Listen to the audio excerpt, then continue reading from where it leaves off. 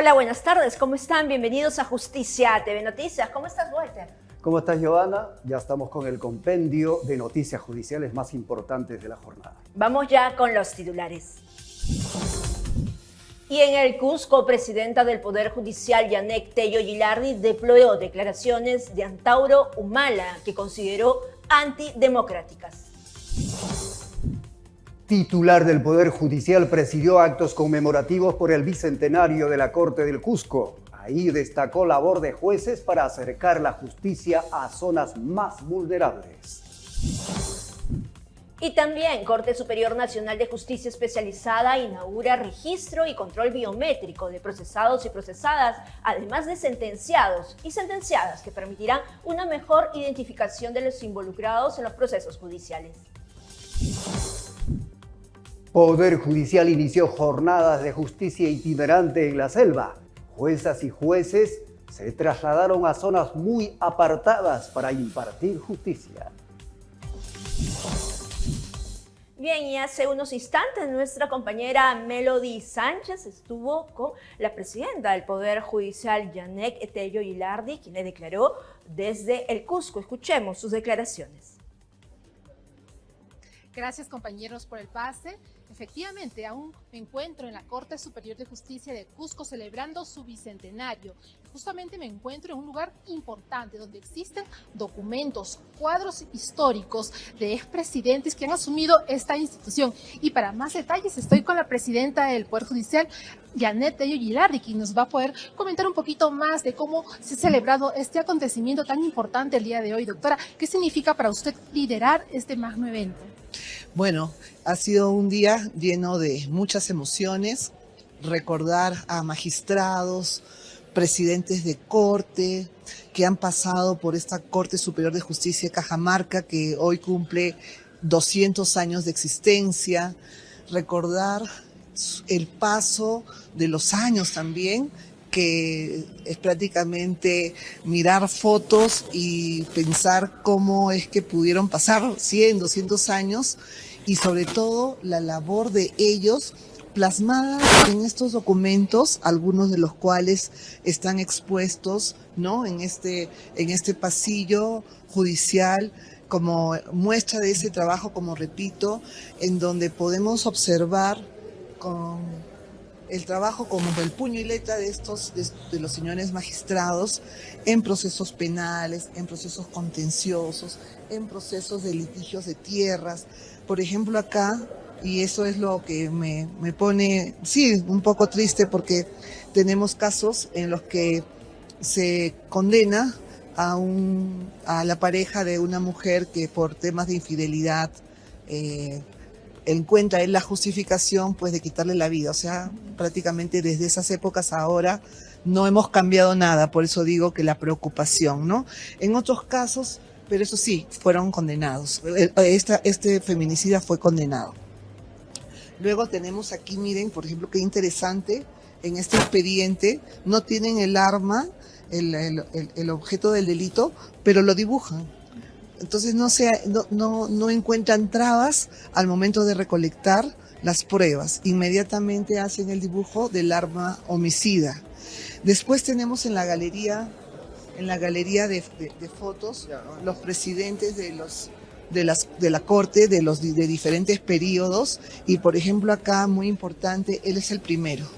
Vicente León y Argüelles, 1773, Cusco 1839, ¿no? En la fecha que él fallece. Y él es el primer presidente de la Corte Superior de Justicia de Cusco, quien pues marca el derrotero de todo lo que luego se trabaja. Y acá tenemos una serie de pinturas, de cuadros.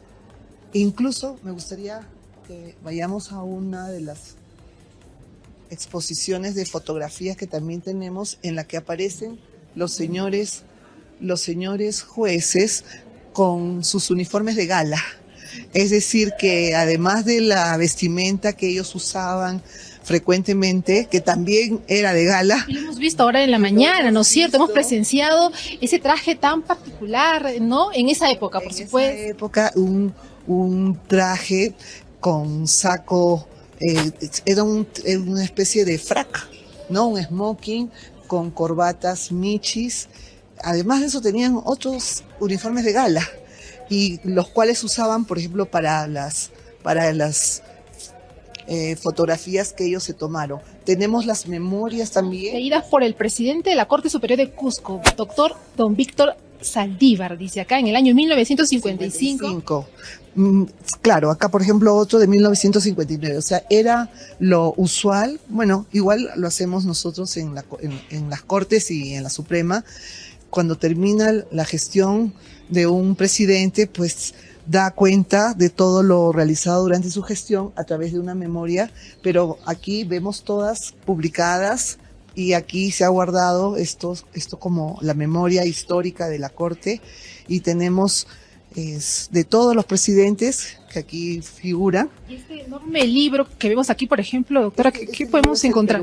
Este es el peruano de aquella época, y acá aparece, fíjense, la crónica judicial que yo también lo elaboré cuando trabajaba en el Tribunal Correccional en el segundo, allá por los años 80, y se hacía un resumen de lo que sucedía durante la jornada judicial. Y entonces se hacía un resumen, y aquí, como ven, aparece la causa y qué cosa es lo que se resuelve, infundado, fundado. Y creo que sería bien interesante ver bueno, acá también tenemos las máquinas con las que hemos trabajado. Que se manejaban en esa época. En esa época, y no quiero mencionarlo, pero yo también he usado ese tipo de máquinas. La máquina del magistrado superior Carlos Fernández Echea, ¿cierto? También, ¿no?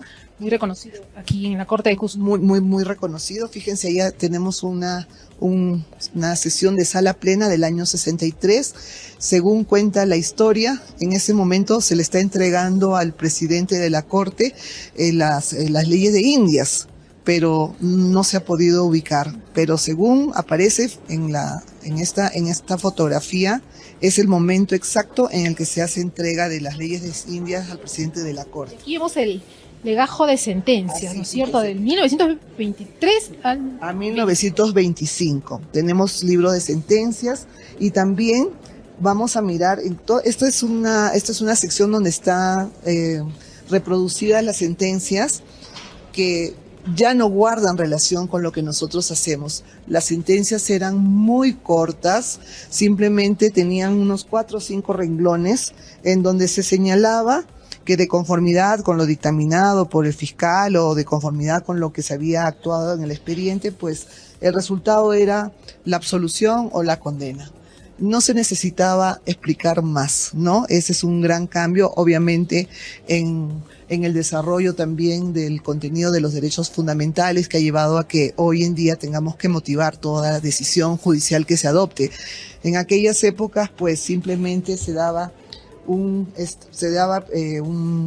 no digamos un extracto, sino es como decir el fallo, nuestra parte actual del fallo constituía la sentencia íntegra, ¿no? Así que impresionante todo lo que hemos apreciado en este recorrido. Para que nosotros vayamos desarrollando, y evidentemente son los primeros pasos que se dan, y luego se va adaptando a las realidades, como acabo de mencionar, cuando se tiene que motivar toda decisión judicial.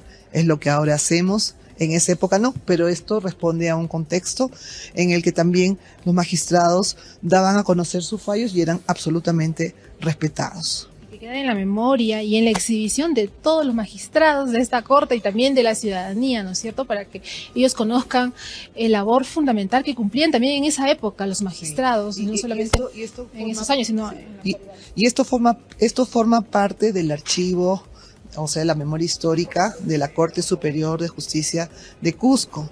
Y de aquí van a ir a lugares apropiados donde están bien conservados, como deben ser bien conservados todos los documentos históricos que son la memoria histórica de nuestro país.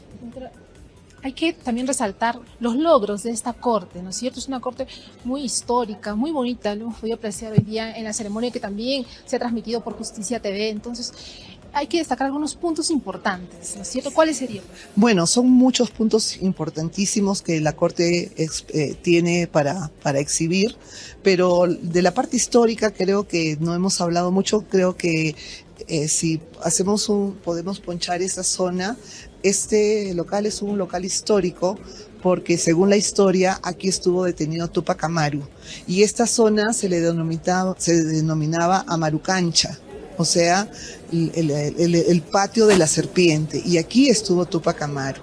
Entonces eso da cuenta de este pasado histórico que se traduce en un legado, ¿no?, que llega a los jueces y juezas actuales de la Corte y que toman esos valores, ¿no?, de valentía, de entrega, de amor por la patria y luchar por lo justo. Y eso es lo que los magistrados hoy en día hacen y se nutren de la historia para seguir en ese camino. Y como resultado de estos trabajos, pues tenemos innumerables situaciones que podríamos mencionar. Por ejemplo, tienen el trabajo muy reconocido y que ha dado lugar a que, junto con otras cortes, el Congreso apruebe la Ley de Justicia Itinerante. Este es un programa que nace desde la Corte Suprema, pero es implementado por las Cortes en aplicación de las 100 reglas de Brasilia, y que significa que los jueces desplazan el servicio de justicia hacia los lugares más alejados de las sedes de la Corte, o también podrían estar, digamos que en un círculo cercano, por ejemplo, un círculo de pobreza, como sucede en nuestra capital de Lima, y que hace que, como repito, todo el servicio de justicia sale. Empieza por una mesa de partes itinerante, se pueden dictar audiencias públicas, hacer audiencias públicas en una plaza, en la vía pública, en un parque quizás de las comunidades alejadas, y también se han dictado sentencias incluso en el idioma originario, específicamente en materia de violencia, en materia de alimentos, en materia de rectificación de partidas, de filiación. Obviamente podrá ser ampliadas las competencias, pero básicamente son estas materias en las que, dicho sea de paso, no resolvemos siempre respetando el debido proceso. Entonces, la Corte de Cusco tiene un especial trabajo en justicia itinerante, en justicia de paz escolares, en orientadoras judiciales, y tienen mucho más que puede ser conocido de parte de ustedes en una visita que se pudiera hacer de manera más, de repente un poquito más larga, porque tienen establecido el Sistema Nacional de Justicia Especializada para la lucha contra la violencia hacia las mujeres, las unidades de flagrancia, también tienen el sistema de extinción de dominio, y es una suerte de mecanismos, sistemas que se suman a lo que se hace a nivel nacional en la lucha contra la corrupción, contra la impunidad, ¿no? Y sobre todo en acercar el servicio de justicia a quienes más necesitan. Muy interesante, doctora, y eso también ha servido que otras instituciones se acoplen a estos servicios también que necesitan ser escuchados por los ciudadanos que viven en los lugares más remotos, como usted lo ha mencionado. Es un claro ejemplo que su gestión se basa en eso, ¿no?, en acercar los servicios a la ciudadanía. Doctora, finalmente agradecerla por esta emotiva entrevista, por esa participación que hemos visto todos en la mañana. Finalmente, su mensaje. Bueno, en primer lugar, que es un honor haber podido participar en la conmemoración del Bicentenario, y una felicitación para los jueces y las juezas, para el personal jurisdiccional y administrativo de la Corte, que han convertido a esta Corte en una de las más importantes del país. Estoy segura que el compromiso que ha sido expuesto por la presidenta, por la doctora Elcira Farfán, ¿no?, va a conllevar en la práctica la realización de sus labores con mucho más apego a los valores y a los principios que rigen la administración de justicia. Gracias, doctora, por la entrevista a través de la señal de Justicia TV Noticias. Nosotras nos mantenemos aquí en la ciudad de Cusco, y ustedes pues van a tener más información acerca de estas actividades que se vienen desarrollando en el Poder Judicial con el fin de brindar un servicio justo y transparente a toda la ciudadanía. Vamos a estudios con ustedes, compañeros. Muchas gracias, Melody, por supuesto, a la presidenta del Poder Judicial, Yanek Tello Gilardi, por esta deferencia. Qué emocionante, ¿no? Recorrer con ella todos los espacios, los rincones, de alguna manera, de la Corte de Cusco, un lugar con tanta historia. Decía, pues, aquí estuvo Túpac Amaru, aquí, digamos, narraba parte de los hechos, por supuesto, que nos enorgullece, ¿no es cierto?, desde la ciudad imperial. A mí me llamó poderosamente la atención el patio de la serpiente. Ah, sí. Sí, el Amaru Cancha.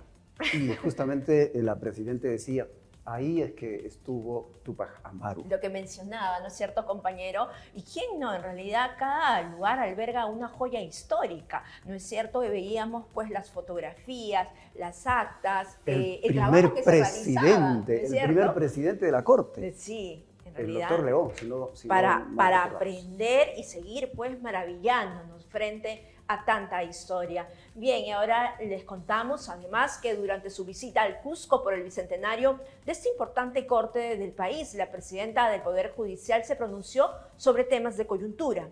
Ahí deploró las declaraciones de Antauro Humala y abordó otros temas, como nos cuenta también nuestra compañera Melody. Adelante. Por la pregunta que me han formulado respecto a las declaraciones del señor Antauro Humala. Bueno, en primer lugar, las deploro. Deploro estas declaraciones, sobre todo porque vienen de una persona que entiendo ha tenido una reacción incontrolada luego de conocer el resultado de una sentencia judicial que debe ser respetada en todos sus términos. Además de ser una persona que ha sido condenada por hechos muy graves que todos conocen. Le digo que está muy equivocado cuando se expresa de la manera que lo hace. Y sí, digo, nos ofende. Y como Poder Judicial y presidenta de este poder del Estado, las rechazo tajantemente. Una persona que enarbola banderas antidemocráticas, no lo digo yo, lo ha dicho él, que va a fusilar a sus opositores políticos, a altos funcionarios públicos, pues no sé si se puede tomar con cierta veracidad lo que él manifiesta, con seriedad lo que él señala. De tal manera que no me quiero dedicar más, porque los problemas del país requieren de nuestra atención, requieren de nuestro trabajo, requieren de nuestro compromiso. No de estar contestando lo que una persona sin ningún tipo de control manifiesta, y nuevamente sostengo que deploro en mi condición de presidenta del Poder Judicial estas declaraciones que también las considero antidemocráticas, porque sostiene que se tiene que echar mano, significando que quiere afectar la independencia de un poder del Estado y que, como ustedes bien saben, es una garantía que la Constitución establece para el ejercicio de la función jurisdiccional. La titular del Poder Judicial, Yanek Tello Gilardi, también se refirió a las leyes de reforma por parte del Congreso de la República. También con la detención preliminar, si es una preocupación que tenemos. Hemos formado en la Corte Suprema un grupo de alto nivel para hacer un análisis crítico de las normas dictadas en los últimos meses, que desde nuestro punto de vista no refuerzan el sistema de administración de justicia, especialmente el sistema penal, y dentro de ese grupo está precisamente la necesidad de retomar la posibilidad de contar con ese instrumento procesal que es la detención preliminar. Lo hemos manifestado, ahora lo reitero. Necesitamos contar con normas que repotencien el sistema de administración de justicia, no que lo debilite. Así que en esa línea, nuevamente, el pedido para que corrijan y vuelvan a dictar la norma que restituya la detención preliminar. Bien, y ante la situación de criminalidad, de inseguridad que vive en nuestro país, muchos hablan sobre la pena de muerte. La presidenta del Poder Judicial tuvo un enfático mensaje en torno a ello. Escuchemos. A la pregunta de la pena de muerte me he pronunciado en varias ocasiones. Somos un país democrático, un país en el cual existen penas severas que van desde penas mínimas hasta cadenas perpetuas, de tal manera que hay condenados que lamentablemente terminan sus días en prisión. Y la pena de muerte, según nuestra Constitución, solamente está establecida para algunos casos.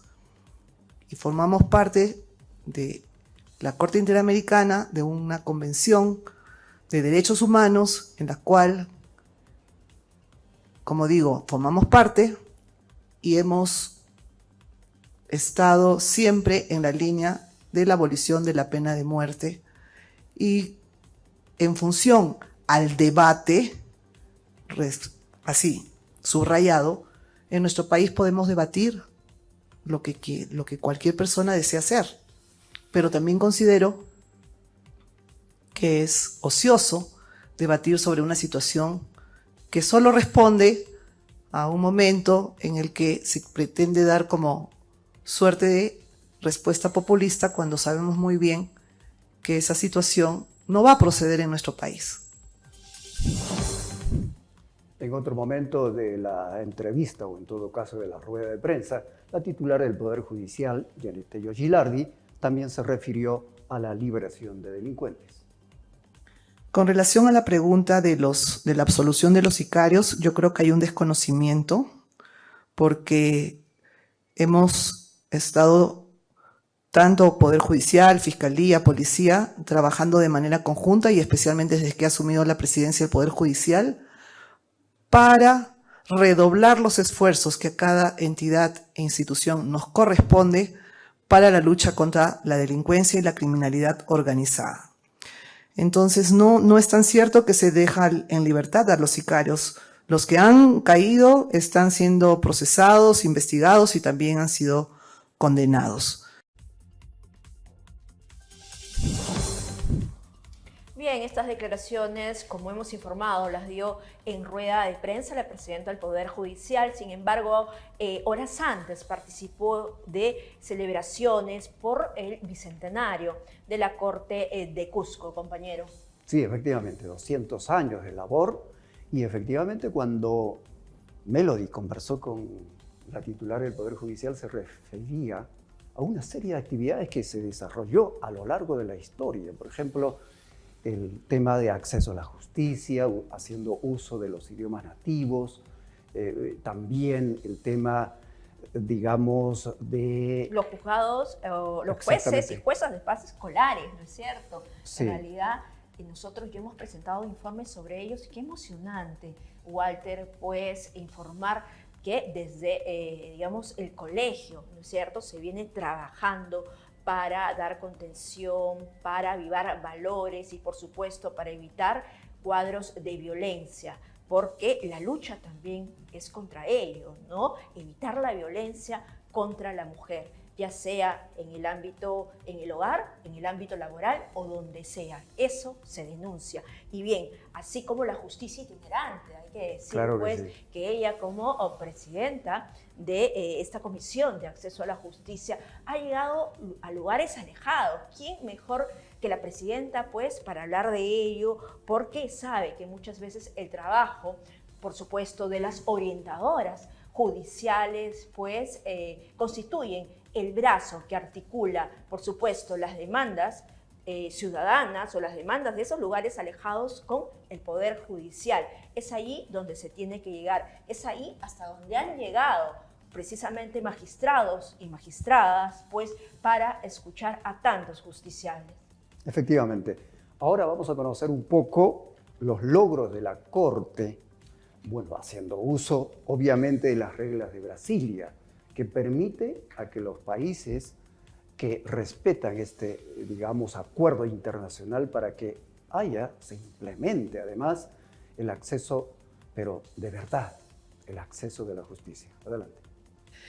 Es por ello que el Poder Judicial está trabajando en mérito a muchos objetivos, especialmente los de desarrollo sostenible, plasmados por la Organización de Naciones Unidas, Agenda 2030, al Plan Estratégico Institucional 2021-2030 del Poder Judicial, a las reglas de Brasilia, instrumento que establece que el Poder Judicial es un instrumento en sí mismo para derrotar barreras, obstáculos y dificultades que han impedido a lo largo de los siglos que las personas y un conjunto de personas en condiciones de vulnerabilidad no puedan ejercer sus derechos en plenitud, y precisamente es hacia ellas en especial a que le hemos dedicado mucho del trabajo que mencionó también la señora presidenta.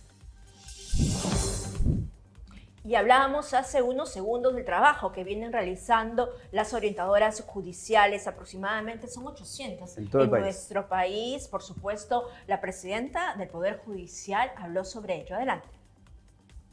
El Poder Judicial está asumiendo ese reto de mejorar la descarga procesal a fin de dar celeridad a los procesos, siendo esencial para ello la creación de nuevos órganos jurisdiccionales sobre los cuales mi gestión tendrá especial atención. Sigamos conociendo un poco la labor de la Corte Superior de Justicia de Cusco, y pues hay un video interesante para conocer más sobre esto. Adelante.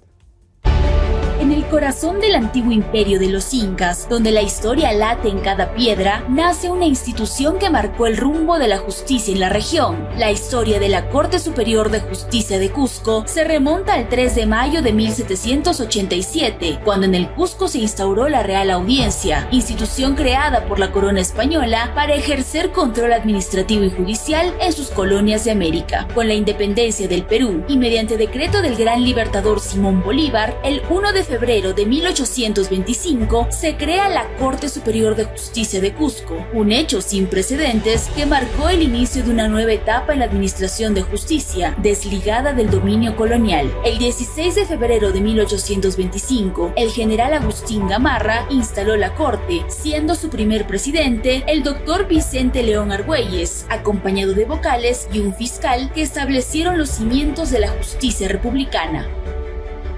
Ubicada en el emblemático Palacio de Justicia, construido sobre terrenos que en el pasado formaron parte de la Marucancha, que significa Casa de la Serpiente, esta sede judicial representa el encuentro entre el pasado ancestral y el presente. Desde su inauguración en 1957, este edificio ha sido testigo de los logros, desafíos, avances y retos en la administración de justicia. Durante gran parte de su historia, la jurisdicción de la Corte Superior de Justicia de Cusco abarcó los departamentos de Cusco, Madre de Dios y la provincia de Cotabambas en Apurímac. Fue en el 2017 cuando, a través de un nuevo reordenamiento judicial, su alcance se limitó exclusivamente al departamento del Cusco y sus 13 provincias. Hoy, la Corte Superior de Justicia de Cusco reafirma su compromiso con la justicia cercana, accesible y equitativa, bajo el liderazgo de la magistrada Elcira Farfán Quispe, quien ocupa el 6º lugar en este importante cargo, convirtiéndose en la presidenta del Bicentenario.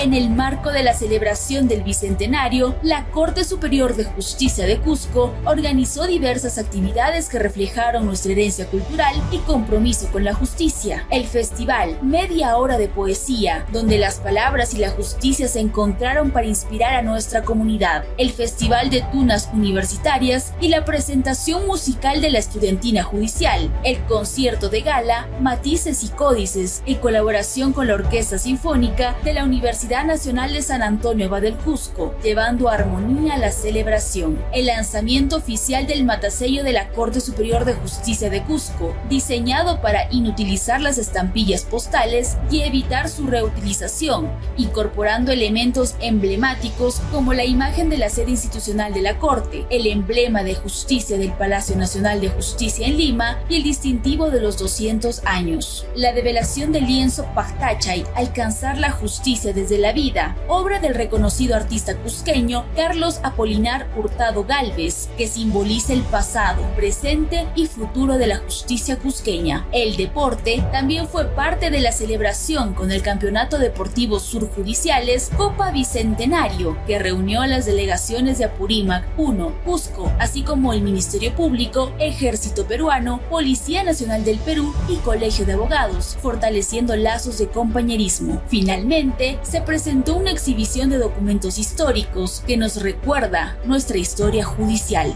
200 años administrando justicia con compromiso, integridad y visión de futuro. Bajo el lema Justicia que trasciende, la Corte Superior de Justicia de Cusco continúa trabajando para construir una sociedad cada vez más justa, donde la protección de los derechos y el acceso a la justicia no sean privilegios, sino derechos garantizados.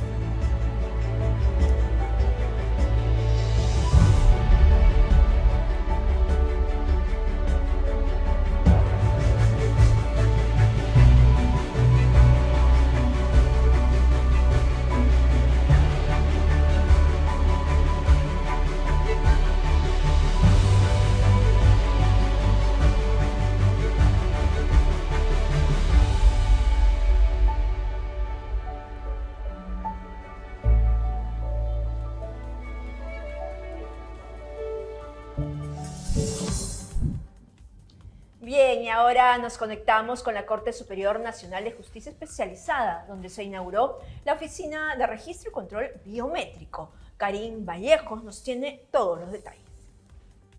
Es así como queda inaugurada esta oficina de registro y control biométrico de procesados y sentenciados libres en la Corte Superior Nacional de Justicia Penal Especializada. Esta inauguración pues ha estado a cargo del presidente de esta corte, el doctor Johnny Hans Contreras, a quien le vamos a consultar. Vamos a ver si está verificando este espacio que ha sido inaugurado en la Corte Superior Nacional. Vamos a escuchar la explicación. Va a estar encargado por la señorita Maricielo, quien va a tomar todos los controles biométricos a los procesos licenciados que estén inscritos en esta corte de manera física. El procedimiento prácticamente es ingresar a través del SIC al expediente en el cual está la medida coercitiva señalada, se ingresa al incidente correspondiente, se ingresa al sistema, se busca quién de las partes del respectivo que viene a dar su control a la presente y se saca la ficha RENIEC a través de la huella biométrica. Haremos un ejemplo. Si tuviera... Esa es la huella que sale de la persona a quien se va a tener que identificar. Obvio que al ser yo no la persona me sale como incorrecto. Si estuviera la persona directamente identificada, esto que lo reflejaría y confirmaría su identidad a través de la huella dactilar.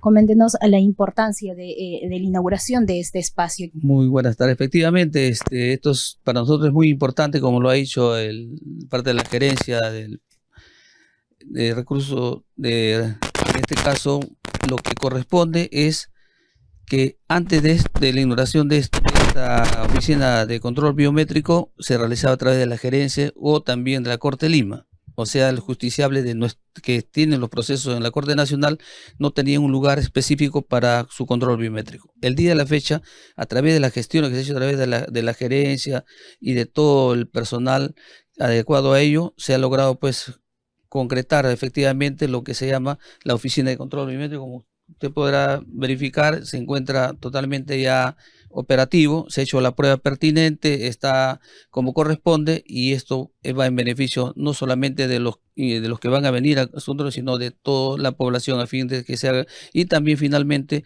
para que los jueces tengan en tiempo real la información sobre quiénes están cumpliendo o no esta regla y pueda tomar las medidas necesarias conforme corresponde al expediente respectivo. También es suplantaciones, doctor, ¿no? Usted comentaba cómo era antes, ¿no? El control manual. Efectivamente, esto con las nuevas tecnologías y son de última generación y como ha dicho, tiene una certificación especial y va a evitarse no solamente la suplantación como antes ocurría, sino también algunos indicios de corrupción, porque esto lo que se trata es buscar que todos cumplan la ley y las disposiciones judiciales como corresponde. Y esto totalmente garantizado que ya no va a ocurrir eso y las personas que incumplan van a tener las medidas de que corresponde y el juez lo dicta. Con eso se cierra la brecha ya. Efectivamente, lo ha dicho el gerente, se cierra la brecha, una de las cortes que nos faltaba. Efectivamente, como ustedes conocen, nuestra Corte Nacional está en plena evolución y concretización de muchos objetivos, y uno de estos, el primero de ellos es esto, y con satisfacción decimos de que agradecemos a toda la presencia del Poder Judicial, a la gerencia y a todos los que ha hecho posible que esto se concrete en esta fecha. Ok, doctor, muchísimas gracias. Entonces han sido las palabras del presidente de la Corte Superior Nacional. Me acompañas por acá para entrevistar también al su gerente, así que nos hable más detallado de este aplicativo, de esta oficina, en todo caso que va a empezar a funcionar aquí en la Corte Superior Nacional. Sí, como lo mencioné hace un instante, bueno, agradecíamos la invitación para la inauguración de esta oficina de registro y control biométrico de procesados y sentenciados libres, porque va a permitir que tanto los auxiliares jurisdiccionales como los justiciables y usuarios en estos casos optimicen, de un lado, el recurso humano y otro, el recurso logístico, ¿no? Entonces, se va a permitir justamente que los procesados y sentenciados libres puedan registrar su firma de manera más rápida. 30 segundos, ¿no? Sí, hay una certificación 9001-2.2008 que certifica este tiempo en el que se toma para registrar una persona, ¿no? Obviamente dependiendo también de la cantidad, podría variar, o de los recursos informáticos, ¿no? Entonces, a través de estas oficinas justamente también se va a permitir advertir supuestas suplantaciones y evitar que otras personas se registren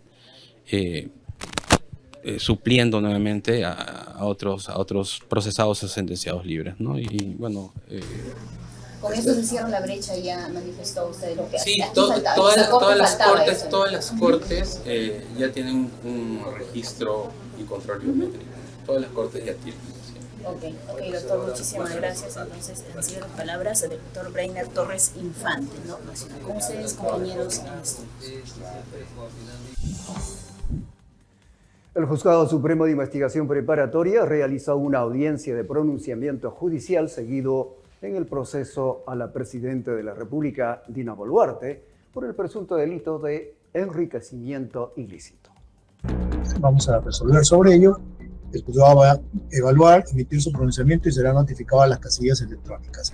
La defensa de la Presidenta de la República, Dina Boluarte, solicitó en audiencia al Juzgado Supremo de Investigación Preparatoria que se realicen nuevas diligencias en el marco de la investigación por presunto enriquecimiento ilícito.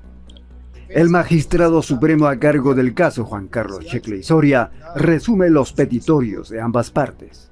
La defensa, quien solicita vía pronunciamiento judicial, se declare fundado su solicitud de actos de investigación, los 3 actos de investigación que acá ha formulado, y que fueran denegados por la Fiscalía. Y por su parte, los argumentos de la Fiscalía, quien ha sostenido que se declare infundado este pedido, toda vez que, en concreto, la investigación ya concluyó y que los actos de investigación que está solicitando la defensa serían más bien actos que deberían actuar en juicio oral como actos de prueba. La defensa de la mandataria busca la declaración de testigos técnicos de la Contraloría General de la República, responsables del informe de fiscalización sobre la mandataria y respecto a la asignación de un perito ingeniero químico que no cumpliría con los requisitos de su especialización. El tipo de hecho determina el tipo de prueba, magistrado. Son actos de investigación directamente vinculados con el objeto de investigación. solicito su admisión a través de la decisión que declara fundada esta solicitud, señor juez. Muchísimas gracias. A Boluarte Segarra se le acusa de haber sumado a su patrimonio joyas y depósitos por más de $161.700 americanos, 432.900 soles encontradas en sus cuentas, además de no haber declarado 3 relojes de marca Rolex en su declaración jurada de bienes. Por su parte, la Fiscalía rechazó la solicitud de la defensa. Debido a que la presente investigación preliminar ya ha fenecido el 17 de enero del año 2025, como es de amplio conocimiento del señor abogado. Por tanto, no existe plazo legal para continuar desarrollando actos de investigación de naturaleza urgentes e inaplazables como establece la norma procesal. Ahora será el juez Juan Carlos Checle Soria quien evalúe la solicitud si procede con la realización de las diligencias solicitadas, el mismo que será notificada a las casillas electrónicas de las partes. Vamos con más noticias. La Autoridad Nacional de Control informó la realización de una visita extraordinaria en un juzgado de Utcubamba, Amazonas, para indagar sobre la absolución de un presunto violador a una menor de una comunidad nativa. Kelly Medina nos informa. La Oficina Descentralizada de la Autoridad Nacional de Control Amazonas realizó una visita extraordinaria al Juzgado Penal Colegiado Supraprovincial de Utcubamba, en el Distrito Judicial de Amazonas, donde llevó a cabo acciones de control en torno a la absolución de un presunto violador de una víctima adolescente de la comunidad nativa de Tutino. Esto con el fin de salvaguardar la administración de justicia. El magistrado Juan Carlos Guzmán Sosa, jefe de la Oficina Descentralizada de la Autoridad Nacional de Control Amazonas, se apersonó al juzgado para realizar acciones de control pertinentes, respetando los derechos de las presuntas víctimas de violación contra la libertad sexual y de las poblaciones en situación de vulnerabilidad. El caso de los escolares Aguajún que sufrieron presuntas violaciones por docentes de Condorcanqui salió a la luz gracias a la valentía de Rosemary Pioc, docente y presidenta de Mujeres Aguajún, quien denunció en los medios de comunicación estos lamentables actos con menores de edad. Nosotras hemos hecho la denuncia pública también a todos los medios por las 524, pero ahora se está incrementando a 700. Y eso que se va a triplicar, porque esa es la realidad cruda que se vive ahí en el territorio. Vamos a exigir por todos los medios nacionales e internacionales, porque ya estamos teniendo los contactos, y denunciar estos derechos, estas violencias en contra de los derechos humanos y en especial a los niños y niñas, que son las que necesitan mayor protección de las autoridades, de sus líderes, de sus lideresas en el territorio. Recordemos que en su momento el ministro de Educación se refirió a este hecho como una práctica cultural. Si es una práctica cultural, lamentablemente, que sucede en los pueblos amazónicos para ejercer una forma de construcción familiar con las jovencitas.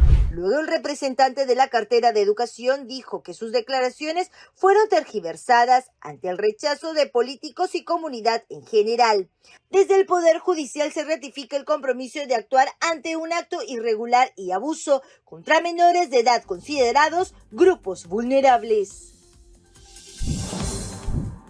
Todo el peso de la ley contra estos abusadores. Ahora tenemos precisamente declaraciones del magistrado Juan Carlos Guzmán Sosa de la Autoridad Nacional de Control para darnos detalles sobre el levantamiento de información sobre este caso de violación en Amazonas.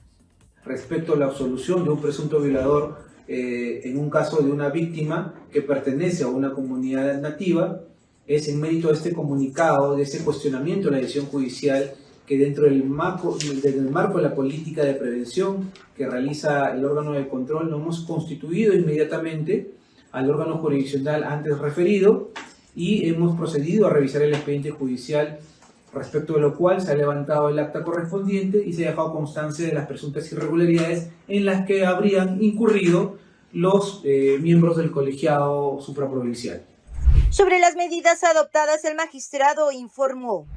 Con relación a las presuntas irregularidades que se han detectado, se va a remitir el acta correspondiente a la unidad de calificación e investigación preliminar a efectos de que proceda conforme a sus atribuciones. Además de ello, también hemos puesto en conocimiento a la Jefatura de la Autoridad Nacional de Control del Poder Judicial para los fines correspondientes. Y dentro de ese contexto también, siendo una de las obligaciones del órgano de control evaluar la permanencia de los magistrados o jueces supernumerarios, se está dando cuenta a la presidencia de corte para dicho propósito y evalúe respecto a uno de los miembros que conforma el órgano jurisdiccional antes mencionado. Guzmán Sosa advirtió que seguirán realizando visitas a este juzgado para continuar haciendo el seguimiento de este caso. Debo indicar que constantemente se vienen realizando visitas judiciales a los órganos jurisdiccionales de la provincia de Condorcanqui. ¿Por qué? ¿Por qué razón? Porque desde el año pasado, desde el mes de junio, a raíz de la noticia sobre la existencia de más de 500 casos de abuso sexual de menores escolares, es que constantemente hemos venido realizando visitas. Puedo citarte que la primera visita fue el día 26 y 27 de junio, el día 16 de julio del año pasado, y también recientemente el día 22 y 23 de enero hemos realizado visitas judiciales justamente para monitorear la tramitación de los procesos judiciales con relación a los delitos contra la libertad sexual acaecidos en la provincia de Condorcanqui. ¿Para qué? Para obtener una administración de justicia célere y eficaz. Se espera conocer las medidas disciplinarias, si es el caso, que tomará la Autoridad Nacional de Control ante el informe de la Oficina Descentralizada de Amazonas. Ahora tenemos un despacho con Diana Núñez desde la Corte Superior de Justicia de Lambayeque, donde se llevó a cabo una audiencia con el Frente de Defensa de Ferreñafe para tener una respuesta desde el ámbito judicial a la problemática de feminicidios, violencia y otros delitos. ¿Qué tal, amigos de Justicia TV? Muchas gracias por el pase. Y sí, justamente nos encontramos en la audiencia pública otorgada por la Presidencia de la Corte Superior de Justicia de Lambayeque a cargo del presidente, el doctor César William Bravo Yaque, y esta audiencia pública fue otorgada al Frente de Defensa y Desarrollo Integral de la provincia de Ferreñafe, y de manera excepcional también se le otorgó el uso de la palabra al representante de la sociedad civil de Ferreñafe, reconocido maestro de Ferreñafe. Bueno, durante este desarrollo se expuso diferentes puntos, entre ellos la preocupación frente a los altos índices de delito que aquejan a la población ferreñafana, y también se mencionaron por parte de la sociedad civil algunos números de expediente que piden que por favor sea revisado por parte de la autoridad civil. Como podemos apreciar, quienes se encuentran escuchando claramente cada uno de las preocupaciones de ambos son el presidente de la Corte de Lambayeque, el doctor César William Bravo Yaque, la jefa de la ODAN Lambayeque, la doctora Ana Elizabeth Sales del Castillo, la jefa de la Unidad de Investigación y Visitas de la ODAN Lambayeque, la doctora Marisol Vázquez Cruz, y la administradora de los juzgados de Ferreñafe y Lambayeque, la doctora Amelia Pazán. Escuchamos. Necesitamos. Eso lo puedo hacer yo porque yo sí puedo hacer gestión administrativa. No tenemos presidencia nada que ver con el ámbito jurisdiccional.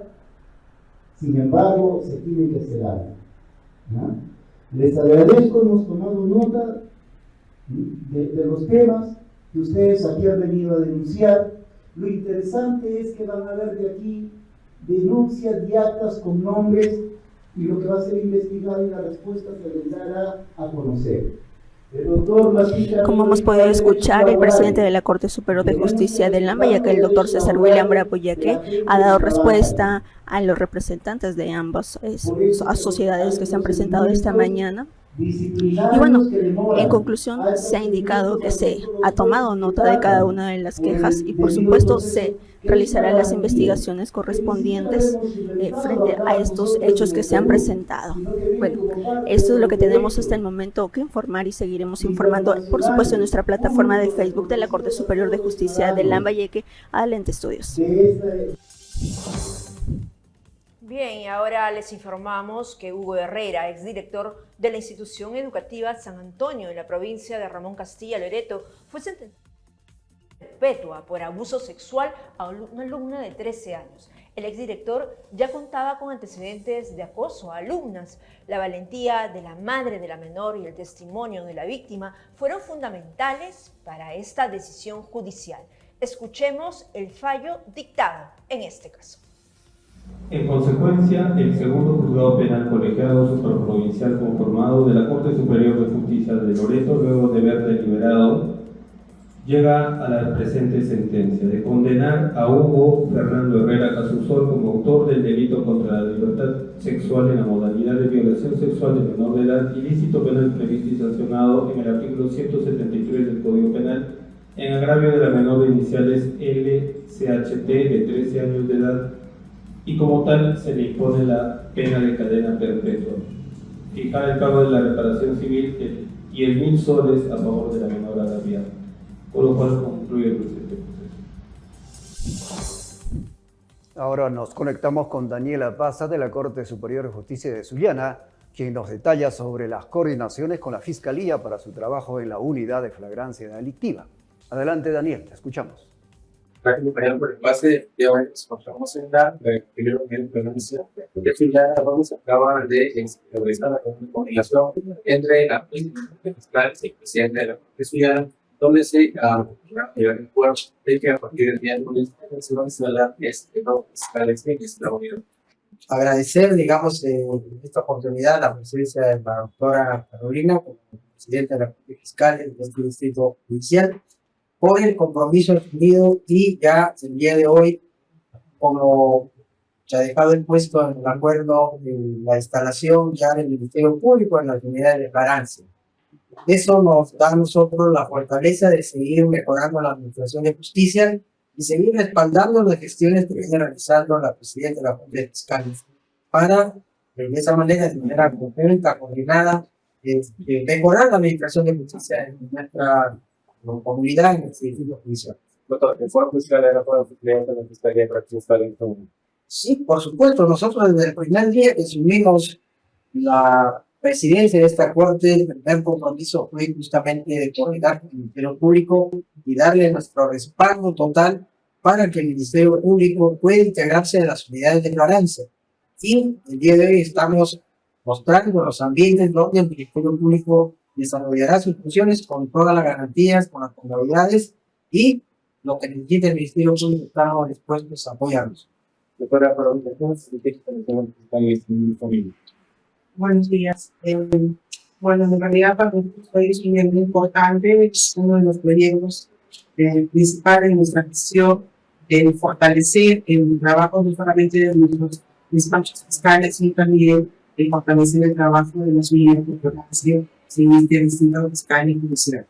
¿No? El día de hoy ya tenemos el conocimiento al señor presidente, la resolución con la que se designan los dos fiscales del distrito fiscal, pese a la escasez de personal, contamos con un esfuerzo en dotar los fiscales, designar a los fiscales para que atiendan exclusivamente estas unidades de flagrancia. Estamos muy contentos por el seguimiento técnico y por todas las actividades que se nos está dando para sus proyectos. Estamos coordinando acciones conjuntas con el Ministerio de la Población y la Dinámica, no solamente con el fin de elevar nuestro trabajo, sino también de mejorar nuestra imagen y la sociedad como una institución que realmente cumple con los fines para los cuales se puede ser. Bien, es el turno de nuestra compañera de la Corte de San Martín. Daisy Tuesta nos cuenta sobre una jornada de justicia itinerante en el distrito de Teniente César López en Alto Amazonas. Una labor encomiable, sin duda, de los jueces y juezas por acercar la justicia a los más vulnerables. Con un esfuerzo excepcional, los jueces de la Corte de San Martín realizaron un recorrido de 8 horas tanto por tierra como por río para llegar al distrito de Teniente César López en Alto Amazonas. Este arduo viaje refleja el compromiso de los jueces de esta Corte por acercar la justicia a las comunidades más alejadas. Hoy, la Corte de San Martín hizo historia al ser la primera en el país en poner en marcha el programa de justicia itinerante 2025. Más de 400 personas fueron atendidas en esta jornada que ofreció servicios judiciales gratuitos y atención especializada a quienes más lo necesitan. Durante el evento se recepcionaron 27 demandas de alimentos, entre ellas 6 de filiación, 9 de violencia familiar, 4 audiencias de tenencia de menor y un infractor. Todo todo bajo la supervisión de las juezas Elena Esperanza Segura Guerrero y Daisy Elizabeth Vázquez Rojas, quienes lideraron los juzgados de Paz Letrado y Familia de Yurimaguas. Asimismo, el juzgado de investigación preparatoria, a cargo de la magistrada Sandra Nieves Hidalgo Rengifo, realizó orientación en delitos de usurpación, omisión de asistencia familiar y agresiones contra las mujeres e integrantes del grupo familiar. Además de los servicios judiciales, se realizaron 60 atenciones por parte de RENIEC y consultas médicas gratuitas, gracias a una campaña integral que buscó apoyar a la comunidad en todos sus aspectos. La jornada fue inaugurada por el presidente de Corte, doctor Edward Sánchez Bravo, quien resaltó la importancia de esta iniciativa para mejorar el acceso a la justicia. Este evento marca solo el inicio de un año centrado en la accesibilidad, la eficiencia y la inclusión, poniendo en primer plano a las personas más vulnerables. Con justicia itinerante, la Corte de San Martín lidera un modelo de gestión comprometido con su comunidad, acercando los servicios judiciales a quienes más lo necesitan y haciendo de la justicia un derecho accesible para todos. Informó desde la Corte de San Martín, Daisy del Pilar Tuesta para Justicia TV.